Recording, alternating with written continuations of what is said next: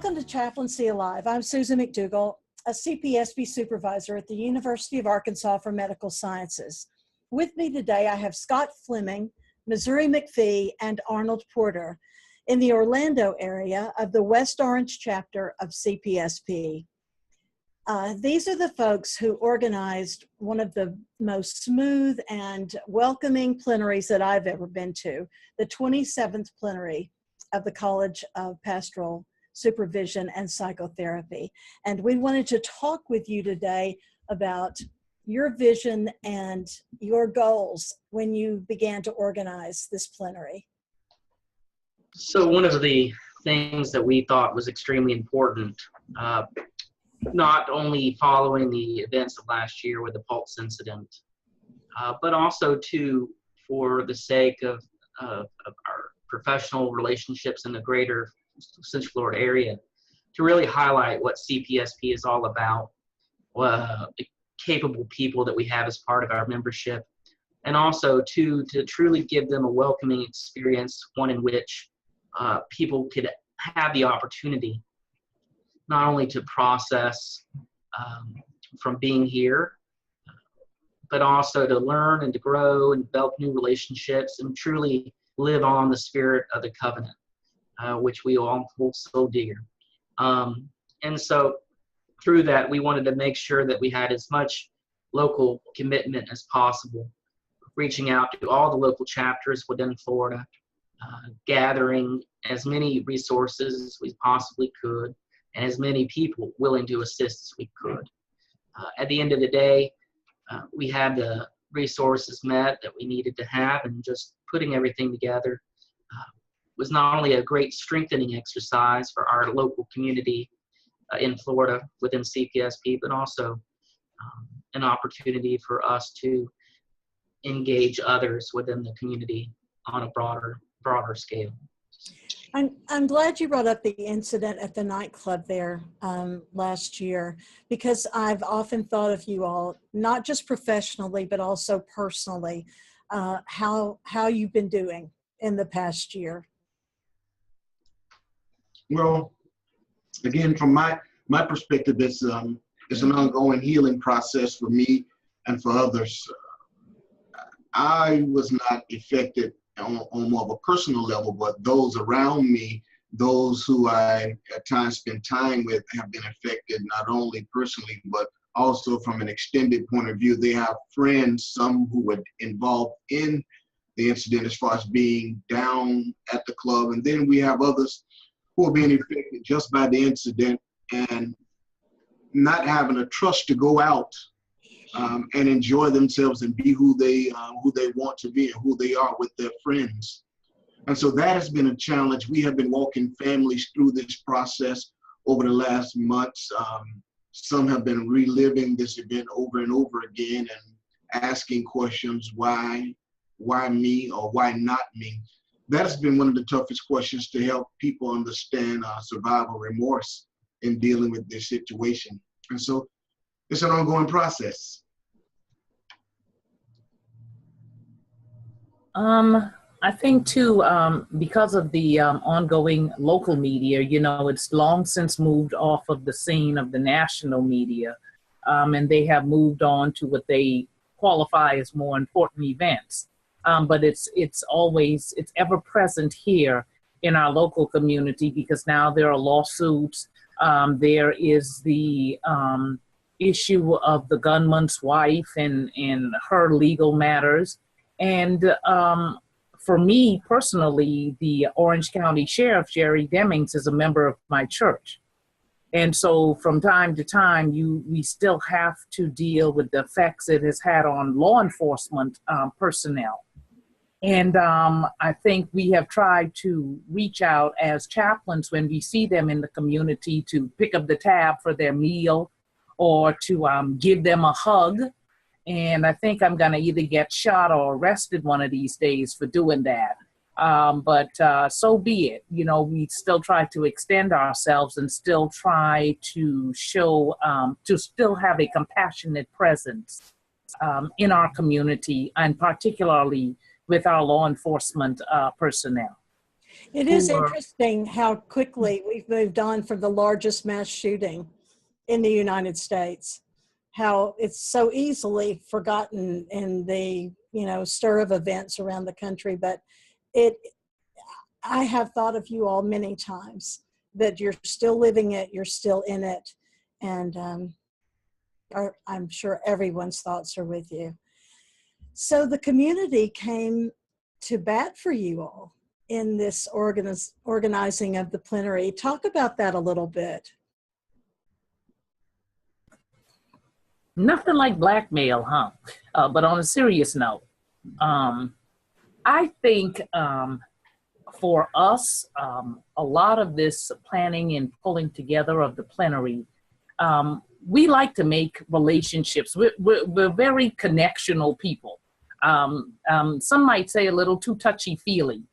And for us, most of the community that came together to aid us in planning this plenary and executing the plenary, we have had relationship with some of these people for years, ongoing relationships. And it's amazing when you build a village that everyone in that village wants to see you succeed at whatever you do.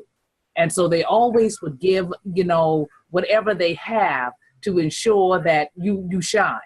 And so I'm appreciative of the resources that the community persons aided us with.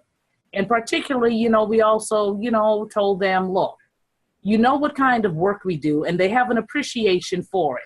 Well, just imagine that times 200 more people just like us, who this is for whom this is the only opportunity they actually get to peel themselves away from their work to come and to renew their spirits and their minds and their bodies, and to just have fellowship with people who are in the same struggle. So on hearing that, I don't think anyone could have denied us any of our requests to make you all feel welcome. It was very welcoming. From the moment I arrived until the moment I left, it seemed as though one of you was always looking out for us. It was an amazing journey to be picked up at the airport by another chaplain, to be taken back in the wee hours of the morning. And it was really personal, and it felt very huggy-feely, or whatever that term is that you use. I loved it a lot. You had food throughout that was donated from local businesses. I think because we wanted to extend Southern hospitality, and in Southern culture, a lot of friendships and relationships are built around food. Yes. Is central to our culture. And we noticed that in past plenaries, a lot of folks would not take advantage of the hospitality suite. They wouldn't even come up there because they don't think that what was going on for them, what was going on up there was for them. Yes. And we figured if we introduce food, kind of if you build it, they will come. And so we introduced the food, and the food was to get them there, to enable them to fellowship and just have someone just be interested in them, who they are, their families, their work, their triumphs and their trials. And it's good when you can talk and you can commune like that over a plate of barbecue wings. It really was. It's almost like we've come to your house. That's what it felt like. We had come to your house and you were going to feed us and take care of us. It was a very loving time together. In a sense, Susan, that's exactly what we were going for, because we knew from the get-go that the Rosen Center was such a large and massive facility with such a spread out assortment of different restaurants and locales and things to do. And so we wanted to make sure that we provided as many opportunities and many reasons to draw people back to the center, to the heart of the plenary, being in the hospitality room, to make sure that those relationships were not only met, but new ones were fostered, and people were cared for in the process. So we're very grateful that we were able to have people in the community that really recognize, acknowledge, and appreciate what we do in the clinical pastoral movement. Not only restaurants in the area that we're willing to donate, but administrators in our facilities, local funeral homes, VITAS, the hospice, churches, others as well. So it was really, in a sense, an idea of the village here in Orlando from every walk of life. And that, I think, made it even more so personal, because it was part of the human experience in a sense too. And I think on the same line, we wanted to do something somewhat different. We wanted to give those participants a flair or a taste of tradition, culture. So that's why we chose the menu that we chose. We chose the jerk chicken with the plantains and the dirty rice, that type of thing. We chose the tasty barbecue and all that. We wanted to show that our food, our culture in this area means hospitality, means inviting, means that we want to share with you. And so we hope that we did a wonderful job in that area and that they will remember the hospitality that we showed. It was too, because you guys, as chaplains, we give out so much in our work. We pour out so much. We wanted to pour back into you and to ensure that you had an unparalleled experience at the 27th annual plenary. It was quite the experience. It really was. How did you all feel it went for you? Was it the success it looked like to us on the outside? How is it going? Well,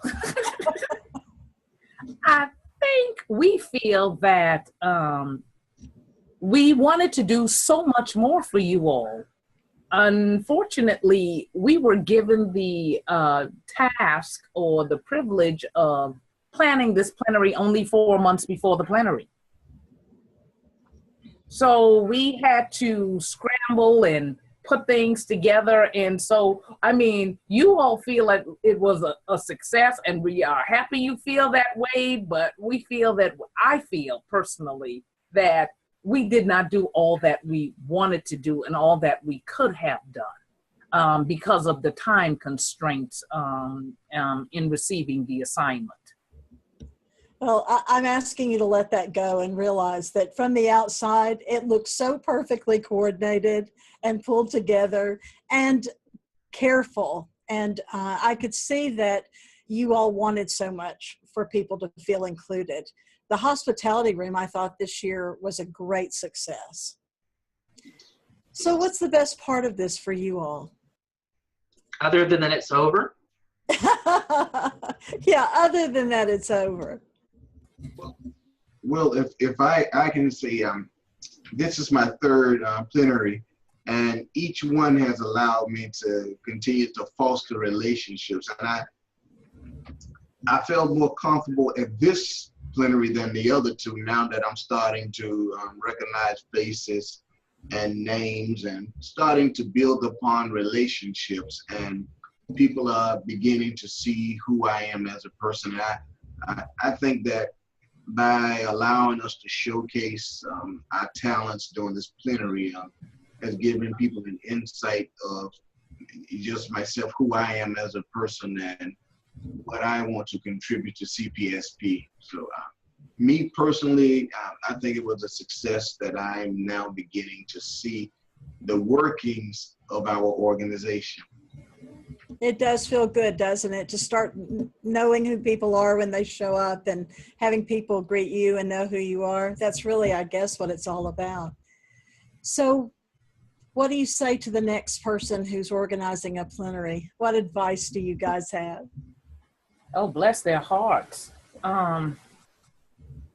I think for me, I don't know, the feeling of, there is a certain feeling of emptiness. This is my 6th plenary. And flying into whatever city, having fun, fellowship, coming back. It's great experience. But for some reason at this one, when you all left, I felt sad. And because I felt sad, I'm like, oh God, they got to me.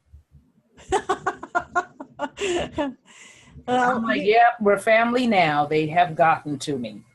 And so I think there is I guess, some way to debrief, because after you put all into it, into ensuring that the community is taken care of, I think now we need to go and ensure that we're taken care of.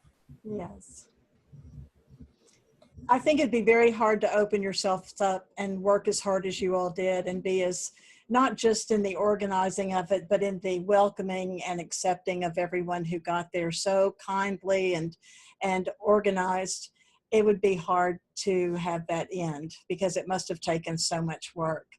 I felt more welcomed and than I can tell you. And I want to thank you on behalf of CPSB, if I can do that. Speak for somebody else, as we're not supposed to, but I really enjoyed it so much, and I thank you all. Is there any final words you'd like to say to the community in this segment of Chaplaincy Alive before we sign off?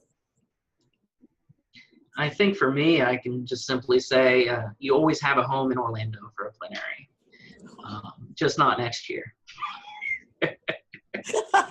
You're always welcome back. And that's not just on a plenary level, but on a personal level, regional members throughout the community who may be visiting, know that you have friends here and you have resources. If there's ever anything we can do to make your stay welcoming, we're here, just a phone call away. Well, for me, I'm an extreme introvert. Yes, I know that's hard to believe, but I am. I really don't like people. And yes, and so hence my chosen profession. Yes, yes, laugh, laugh. But I wanted to really thank the community, one, for the privilege and the opportunity to be of service. And in the serving, I grew. To the point where I could open myself up to possibilities and relationships with other people, not just on a professional level, because I think I have that mastered quite well, but on a more personal and intimate level. And had it not been for the opportunity to serve, I don't think that would have been possible. Well, I heard the executive board talking about this is a very high bar for anyone else to reach, this plenary, the organization of it and the building of it. And that is kudos to you all. I'm so glad you had to do all that work, Missouri. Opened up your heart to us. That makes me really happy. Goodbye, you all. Thank you so much for the interview and for the beautiful plenary. Thank you, Susan. Thank you. Bye. Bye.